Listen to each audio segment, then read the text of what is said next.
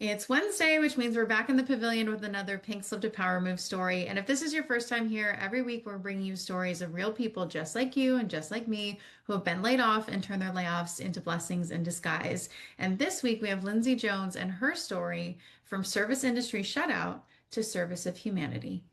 This pink slips the stars, not the end.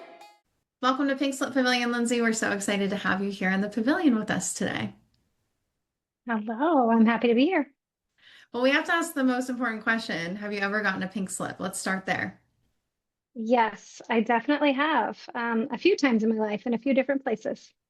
Okay, so set the stage. Give us the lay of the land. What was going on in life when you got, if you want to talk about all pink slips, that's great. If you want to zoom in on one, this is your journey and Yeah, your story.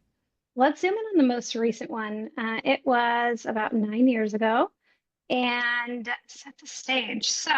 I was an assistant manager in the restaurant industry, and I had just spent like this journey of going back to school to actually go to school for something that my heart was in, rather than something that my family had kind of pushed me towards. And so I was balancing school and being an assistant manager in the restaurant industry.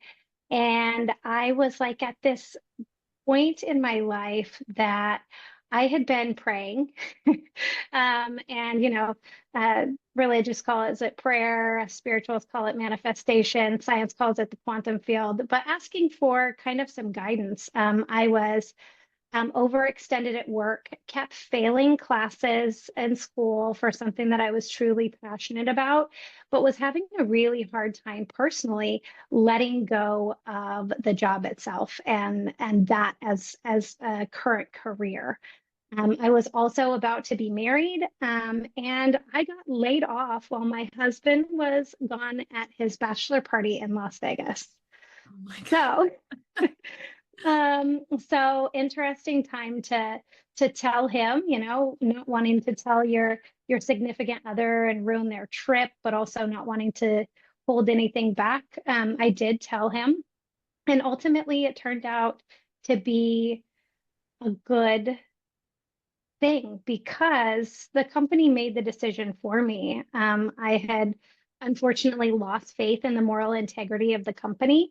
And by asking to take a step back from management to go back to bartending, they made the decision for me. They're like, if you've lost faith in the moral integrity of our company, how could we continue to employ you?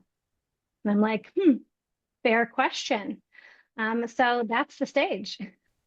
Okay, so talk to me about your mindset in that moment when you were going through that, because that's a lot. You're about to get married, you're being asked to take a step back, you're juggling school. There's a lot of moving pieces there. What was your mindset in that moment? My mindset in that moment was I felt rejected. Yeah. Even though ultimately I knew it was easier for them to make the decision for me, I felt rejected and I felt a lot of sadness and loss, because I had built the staff that we had and they kind of like became my kids, like I had this like loving, caring relationship that I had built in that. So it was a lot of sadness and loss and big feelings of rejection, when you feel like your voice isn't heard in the way that maybe you intend it, and that backfires on you, that can be hard. Absolutely. And I know a lot of people have experienced that in a corporate setting. So, a lot to relate to there. So, walk me through getting your mindset to where it is today, which is very different. What was kind of that evolution to get you to a better place mentally? Um, okay, so the evolution to get myself to where I am now was really taking some time and taking a step back to figure out what it was that I loved about the job that I previously had and other jobs that I had previously had, and deciding and looking within myself, like, what is my job? Like, what is the thing that feed my soul that I would pay someone else to do, that I would like pay me to do. Um, so not necessarily like what would someone pay me to do, but what would I pay to do? like what truly feeds me. And it's that whole journey to ascension, of figuring out what makes you you, but then also like what is your purpose? What is your dharma? What is your drishti? What is the thing that you are here to do? So I started looking at work, like the goals of work, as how to discover your true path and achieve your own inner coherence while fully embodying your current life. Okay. So finding out, for myself, it was taking a big step back and being like, okay, the door has been slammed again. If I am to walk into a W-2 job again, what are the things that I love? What are the things that feed me, that make my work not work? And if I am to walk into a business ownership, what are the things that feed my soul and give me the feeling of giving back and being of service to others?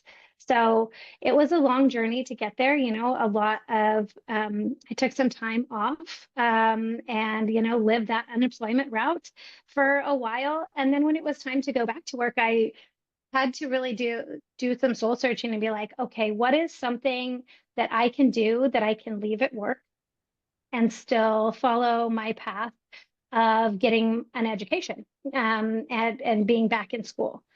So I took a step back and became a receptionist, because I love talking to people and I love solving problems and I like being that forward-facing person for a company.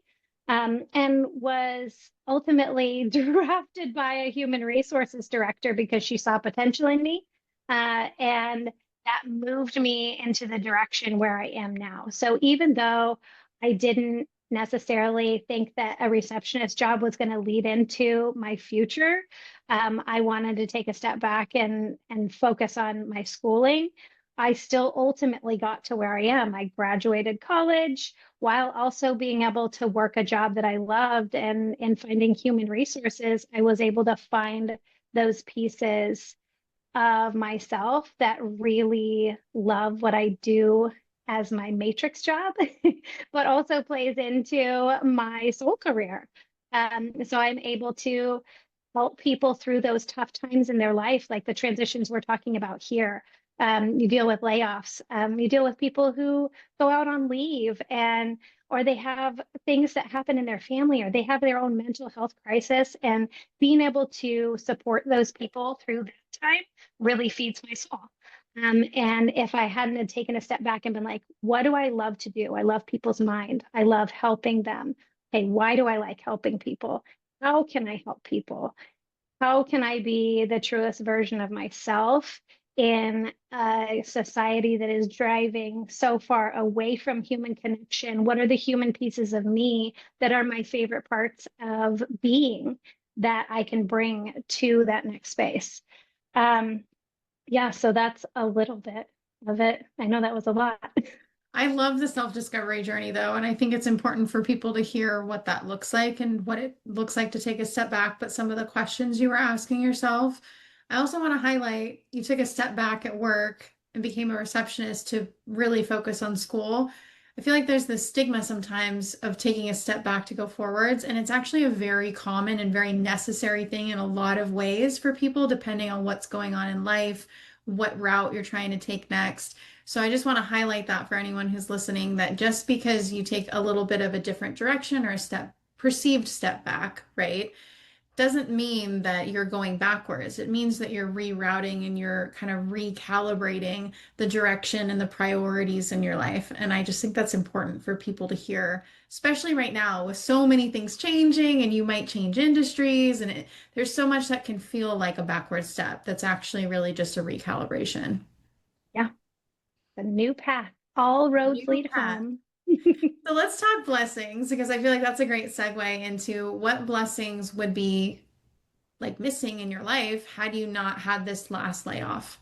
Oh, I wouldn't have accidentally stumbled into human resources, which is a career and a job that I absolutely love.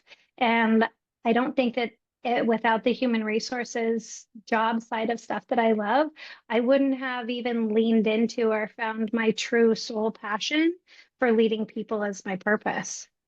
So those are the two huge blessings for sure. Huge. That's Yeah. massive. So if you could go back and you have the wisdom now of Lindsay today, if you could go back and talk to the version of you that's getting the layoff, getting the pink slip, what would you want to say to her? Um, I would want to tell myself, hey, remember when you said that you were jealous of the girl with the human resources job that got to work in Mount Hood for the company that you worked for, and got to work remotely? That girl will be you someday, and you can make that happen for yourself. Interesting. I love that. I didn't know that about you and your story, actually. So if somebody, wrapping up here, if somebody is listening to this, if they're afraid of a layoff coming, if maybe they're still processing some of the emotions from a past layoff, or they're literally in this right now, they're in the trenches of their layoff season, what would you want them to hear today?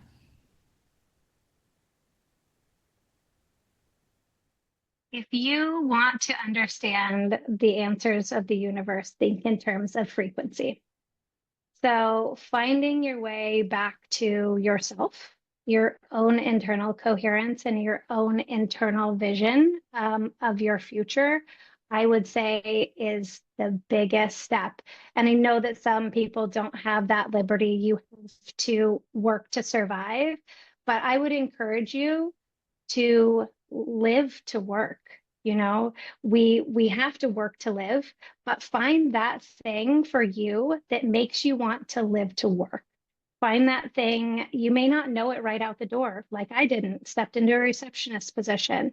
You may not know it right out the door that that is going to lead you to the thing that makes you want to live to work.